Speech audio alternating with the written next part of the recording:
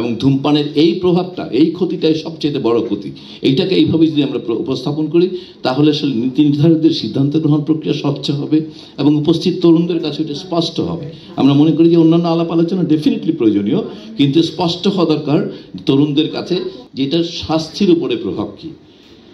এবং সেটা দেখতে গিয়ে এটা একটা প্রধান আরেকটা জিনিস বলা হয় যে এটা একটা গেটওয়ে, মানে ধূমপান হচ্ছে সকল নেশার গেটওয়ে। এটা হচ্ছে মূল সড়ক, এই সড়ক দিয়ে সকল নেশা মানব জীবনে প্রবিষ্ট হয়।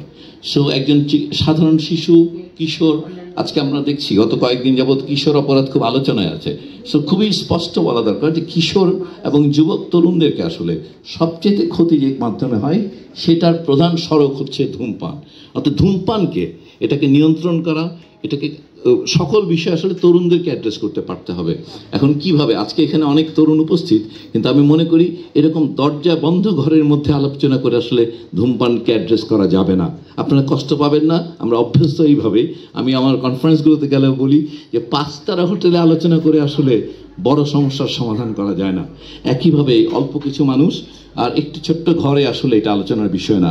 ধূমপান আপনারা যখন সংখ্যার অঙ্কে বলছিলেন, খেয়াল করবেন মৃত্যুর সংখ্যা বছরে যা বলেন বা বাংলাদেশে পরোক্ষ ধূমপানে আক্রান্ত মানুষের সংখ্যা যেটা বলেন সেটা লক্ষ কোটির অঙ্কে।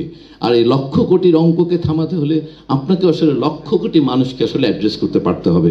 নীতি নির্ধারণে নীতি পরিবর্তন এটা একটা কঠিন কাজ বটে, কিন্তু এটা আবার আমরা এক অর্থে মনে করি সহজও বটে। এটা কাগজে লিখে দিলাম, ট্যাক্স বেড়ে গেল, ট্যাক্স বাড়লে বিক্রি কমে গেল, এটা আদেশ করে দিলাম, এটার গায়ে লিখে দেওয়া হলো সতর্কবাণী।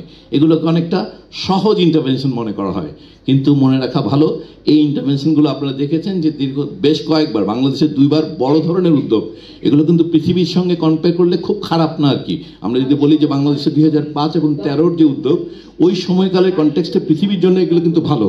আজকে যে উদ্যোগটার কথা বলছেন এটাও পৃথিবীর কনটেক্সটে বেশ ভালো উদ্যোগ, কিন্তু শুধুমাত্র আইনি উদ্যোগ ইনসাফিসিয়েন্ট, এই কথাটা স্পষ্ট হওয়া দরকার। এই ধরনের আলোচনাগুলো যদি আজকে বিশ্ববিদ্যালয় হতো, শহীদ মিনারে হাজার হাজার লোকের মধ্যে হতো, আজকে যদি দেশের সবগুলো বিশ্ববিদ্যালয়গুলোতে এই আলোচনাগুলো হতে থাকতো শত হাজার মানুষের মধ্যে, তাহলে আসলে এর প্রভাব পড়তো। ওদের সিএসআরকে আক্রমণ করবো, আইনে নিষেধ করা, এটা হলো এক জিনিস, কিন্তু এর উল্টো পক্ষে কেন কোনো প্রচারণা থাকবে না? মানে সিএসআর দিয়ে তারা যদি একটা ফেস্টিভ্যাল করে, আমাদেরও তো একটা ফেস্টিভ্যাল হতে পারে তরুণদের, যে ফেস্টিভ্যাল ধূমপান বিরোধী ফেস্টিভ্যালের মতো। অর্থাৎ আসলে আমাদেরকে তাদেরকে প্রতিটা ফ্রন্টে লড়াই করতে পারতে হবে।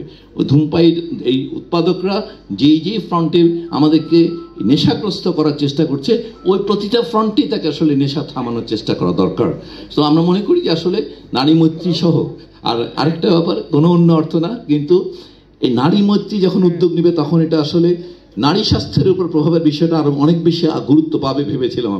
আমি আশা করেছিলাম যে এটা আসলে দু একটা ব্যানারে তাকিয়ে দেখেছি যে কথাটা আছে, কিন্তু মূল উপস্থাপনায় কিন্তু আসলে নারী স্বাস্থ্য অথবা এই দুজনের স্বাস্থ্যের উপর একসাথে গর্ভাবস্থা, এই দুটো বিষয়কে আসলে অনেক বেশি সামনে আনলে আজকে নারী মৈত্রীর উদ্যোগ হিসেবে এটাকে আরো অনেক বেশি ভালো মনে হতো। মোটেই কোনো ক্রিটিসিজম না, আমি বিষয়টাকে আরো ব্রডার স্কেলে করার জন্য, এবং যখন বিভিন্ন জায়গা থেকে বিভিন্ন উদ্যোগ হবে সেগুলো যেন সেই উদ্যোক্তার স্পষ্ট হয় তার যে ভূমিকাটা, তাহলে আসলে আমাদের যারা নীতি নির্ধারণ, যারা আমি বা আমার পরে যারা থাকবেন এর সঙ্গে যুক্ত, তাদের কাছে এগুলো স্পষ্ট হবে। কিন্তু তরুণদের সম্পৃক্ত করার কোনো কর্মকাণ্ড আসলে আমি দেখতে পাই না। আজকে বোধহয় আলোচনাটা খুবই ফোকাস যে স্বাস্থ্য পরিবার কল্যাণ মন্ত্রণালয়ের যে উদ্যোগটা, আগামীকালকে সভা, তার পরবর্তী সভাতে হয়ে যাবে সিদ্ধান্ত, এই সিদ্ধান্তে আমরা তার ঠিক আগে আগে মিটিং করলাম, এই রকম না আর কি জিনিসটা। এইভাবে নীতি অবশ্যই খুবই দরকারি। আপনাদের মনে রাখা ভালো যে আজকের এই সংশোধনী, কালকের যে সভা বা তারপর যে সংশোধনী, এগুলো একটা লম্বা প্রসেসের রেজাল্ট আসলে। অর্থাৎ এইভাবে ডেফিনেটলি এই ধরনের চাপ দেওয়া একটা ভালো কাজ, কিন্তু আমি আশা করব যে আসলে একসময়, আমি খুব স্পষ্ট বলতে চাই, 1972 সালে মানে ডক্টর জাফরুল্লাহ চৌধুরী ওনার গণস্বাস্থ্য কেন্দ্রে বিজ্ঞাপনে উনি বলেছিলেন যে ধূমপায়ীদের আবেদন করার প্রয়োজন নেই। তখনও পৃথিবীতে ধূমপান সম্পর্কে এরকম কোনো আলোচনা হয় না, কিন্তু এইরকম একটা ব্যাপারকে আজকের আলাপে বললে বলবে ডিসক্রিমিনেটরি। এটা নিয়োগের উপর ডিসক্রিমিনেটরি হয়ে গেল। কিন্তু একজন মানুষের কি দূরদৃষ্টিতা, একটা প্রতিষ্ঠানের কি দূরদৃষ্টি ভূমিকা ছিল, যার থেকে 52 বছর আগে উনি বলছেন ধূমপায়ীদের আবেদন, মানে এটা ডিসকারেজ করার জন্য, ধূমপানকে ডিসকারেজ করার জন্য হয়তো বা ইন্টারভেনশনের মধ্যে একটা ডিসক্রিমিনেশন দেখা যাবে, কিন্তু এটা তো সত্য যে 52 বছর আগে যখন বলা হয়েছিল, আজ অবধি কিন্তু ধূমপায়ীদের মানে ধূমপায়ী এই সমস্ত টোবাকো কোম্পানির চোখে চোখ রেখে এইভাবে কথা বলতে পারে এরকম খুব বেশি সংস্থাকে দেখা যায় না। আরেকটা সংস্থার কথা আমার আজকে মনে পড়ছে, সেটার নাম হচ্ছে আধুনিক। আমরা ধূমপান নিবারণ করি, নুরুল ইসলাম স্যারের একটা প্রতিষ্ঠান ছিল, সেটা আর বহু আগে এই আমরা ধূমপান নিবারণ করি, আমি যখন মেডিকেল কলেজের ছাত্র সেই সময় থেকে দেখেছি। এবং এই প্রতিষ্ঠানটাও ধূমপান নিবারণ করি নাম দিয়ে সমস্ত কলেজগুলোতে গিয়ে তারা আসলে অনুষ্ঠান করতেন। সো ডেফিনেটলি এটা আমি সেই জন্য বললাম যে আজকের এই অবস্থায় বাংলাদেশ এমনিতে চলে আসে নাই। 50 বছর যাবৎ ধারাবাহিকভাবে বিভিন্ন বিভিন্ন প্রতিষ্ঠান বিভিন্ন উদ্যোগের মধ্য দিয়ে রাষ্ট্রকে প্রভাবিত করেছেন, একটা সংস্কৃতি গড়ে তুলেছেন, ধূমপানের বিরুদ্ধে একটা লড়াই, ক্রমবর্ধমান লড়াই চালিয়েছেন। যার থেকে চিন্তা করার জন্য বলছি যে আসলে ভাবতে হবে যে অনেক তরুণরা অনেক ভালোভাবে ভাবতে জানে এবং তাদেরকে যুক্ত করা ছাড়া আসলে কোনো বড় ধরনের পরিবর্তন করা সম্ভব না।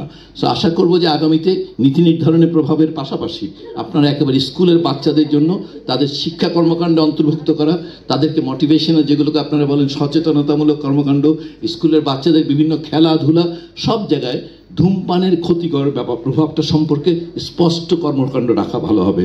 আর যারা উৎপাদক টোবাকো কোম্পানি তাদের বিরুদ্ধে যে সকল প্রস্তাবনা আনা হয়েছে, আশা করা যায় এগুলো পাশ করে যাবে, অধিকাংশই এবার পাশ হয়ে যাবে। বর্তমানে অন্তর্বর্তীকালীন সরকারের এই শক্তি আছে, অতএব সেটা হয়তো পাশ হবে। কিন্তু আমরা আশা করব যে এই শুধুমাত্র আইনি নিয়ে না, এটার পাশাপাশি আসলে সারা দেশব্যাপী একেবারে স্কুলের বাচ্চাদের থেকে শুরু করে একেবারে সর্বোচ্চ প্রতিষ্ঠান পর্যন্ত সব জায়গায় ধূমপানের বিরুদ্ধে একটা লড়াই চলমান থাকুক।